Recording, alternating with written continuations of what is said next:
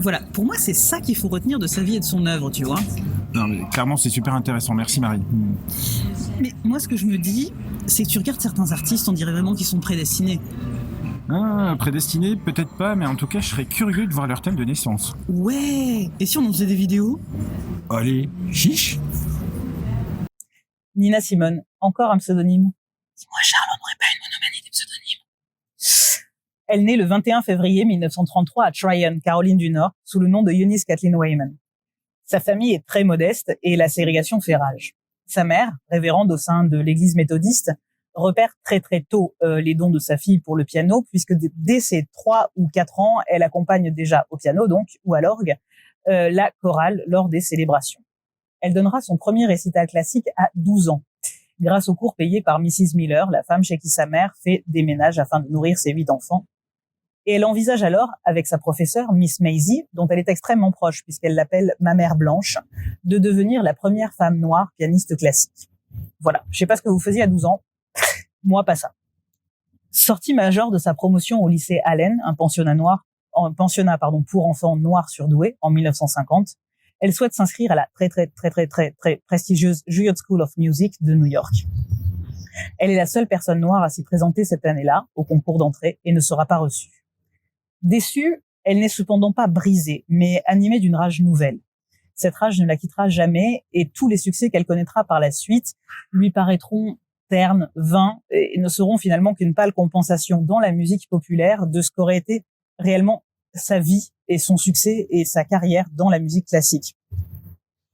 Elle se sent ainsi emprisonnée dans l'archétype du musicien noir, voué aux styles musicaux noirs que sont le blues et le jazz. Finalement, le racisme lui a volé sa vie et sa carrière dans le classique. C'est cela aussi qui lui fera plus tard haïr le rap, qu'elle percevra comme un ghetto musical, qui plus est qui valorise un sexisme forcené et l'archétype de la criminalité finalement. Dans les années 50, elle s'établit comme professeure de piano dans la région de Philadelphie, afin de payer ses propres cours privés. Et pour gagner un peu plus d'argent, elle joue également dans des clubs. Elle se laisse entraîner par le public et par les propriétaires de ces clubs vers le blues et le jazz, mais aussi vers la chanson, puisque jusque-là, elle ne faisait que jouer du piano. Comme ce travail nocturne et ce registre musical serait perçu comme totalement diabolique et hérétique par sa famille, qui est très très pieuse et très religieuse, elle choisit un surnom pour cacher sa carrière. Nina est un surnom donné par des amis, Eunice, Nina, tandis que Simone est empruntée à Simone Signoret, l'actrice française qu'elle admire démesurément. Après une carrière qui monte progressivement en intensité dans les clubs, elle enregistre un premier titre en 1957, inspiré de Gershwin, qui devient un succès en entrant au top 50 des États-Unis, ce qui est juste délirant pour une femme noire qui chante et s'accompagne seule à l'époque. Son premier album suit rapidement, et elle enchaîne alors les succès et les concerts prestigieux. Elle se marie en 1961 avec un détective de la police de New York qui deviendra son manager et dont elle aura une fille. À partir de 1963, elle s'implique de plus en plus au sein du mouvement des droits civiques, par ses textes, par ses prises de parole et par ses actions. Ainsi, plusieurs de ses singles, de ses chansons seront boycottés, interdits dans les États du Sud, par exemple Mississippi Goddam et Old Jim Crow, qui évoquent très très ouvertement les violences raciales et les injustices. Peu à peu, elle devient une figure très puissante du combat pour les droits des personnes de couleur, et plus précisément, par intersectionnalité, comme on dirait aujourd'hui, pour les femmes noires, très précisément. Elle laisse ainsi s'exprimer, à travers sa musique et toutes ses prises de parole, sa rage face aux injustices dont elle est elle-même victime et qui l'ont dépossédée de son rêve, de sa vie de pianiste classique. Ces chansons deviennent donc des tribunes politiques sur des rythmes où se mêlent le classique, le blues et le jazz, créant un style musical reconnaissable et parfaitement unique. On peut évoquer ainsi The King of Love is Dead, qui traite de l'assassinat de Martin Luther King Jr., ou For Women, qui aborde les destins croisés de 4 femmes noires aux États-Unis. En parallèle, elle devient une réelle diva, un statut qui ne la quittera pas. Elle dilapide ses gains en produits de luxe, les grandes maisons de mode l'habillent pour ses récitals, elle brûle la chandelle par les deux bouts avec notamment des fêtes avec beaucoup d'alcool. Mais perpétuellement victime de sexisme et de racisme et de discriminations diverses et variées, battue par son mari qui est devenu violent, proche des Black Panthers, elle finit malheureusement par sombrer de plus en plus dans la colère et ne plus finalement croire à un jour meilleur. Une sorte de dépression. En 1970, elle part s'installer seule à la Barbade pour se soustraire à l'administration fiscale, mais aussi pour couper les ponts avec tout le monde. Et elle laisse derrière elle son alliance, ce qui fait penser à son mari qu'elle veut divorcer et qu'elle ne souhaite plus qu'il soit son manager. Elle va donc se débrouiller seule pour sa carrière à l'avenir, en faisant des tournées au Liberia, en Europe, dans des festivals, notamment celui de Montreux, mais aussi du coup dans des toutes petites salles comme les caves parisiennes où elle connaîtra beaucoup de succès. Mais elle sombre aussi dans l'alcool, comme je le disais, ça réveille ses troubles bipolaires qui n'ont jamais été soignés ni diagnostiqués, et ses accès de colère et de violence la poussent à être hospitalisée en 1986. Jusqu'à son décès, elle alternera donc les phases d'hospitalisation, de maladie, les accès de violence, les concerts dans des festivals ou dans des petites salles, et les démêlés avec la justice. Elle décède le 21 avril 2003 à Carry-le-Rouet, près de Marseille.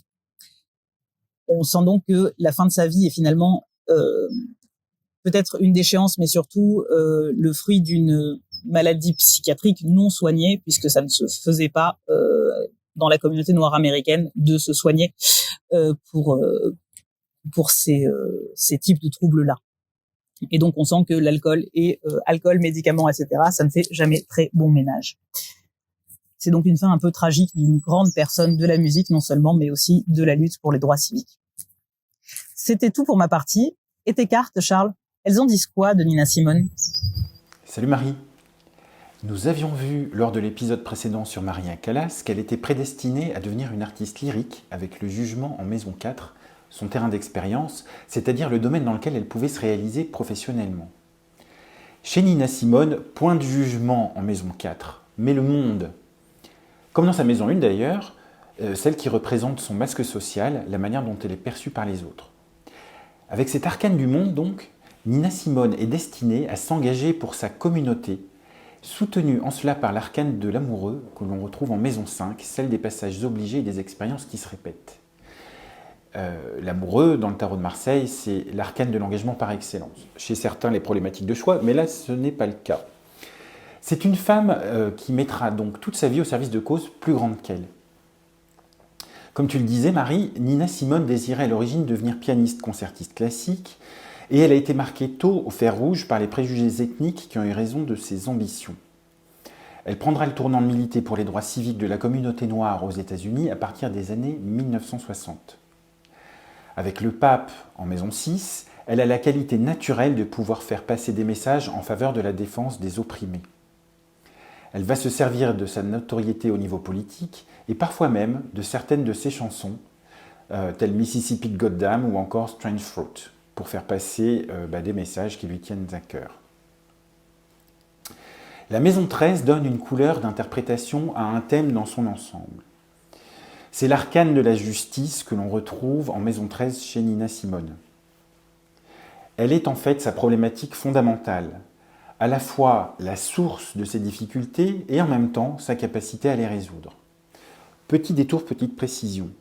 Au cours de sa vie, à tort ou à raison, et à de multiples reprises, Nina Simone se retrouve ou se perçoit fréquemment en position de victime. Du coup, avec sa maison 13 et sa justice, Nina Simone a du mal à relativiser son sentiment d'être une victime et à désinvestir son désir de justice pour autrui de son aspect obsessionnel.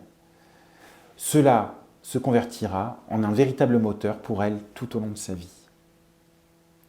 Quand elle militera pour les droits civiques des Noirs aux États-Unis, ce sera d'ailleurs sur une ligne bien plus radicale que celle prônée par Martin Luther King à l'époque.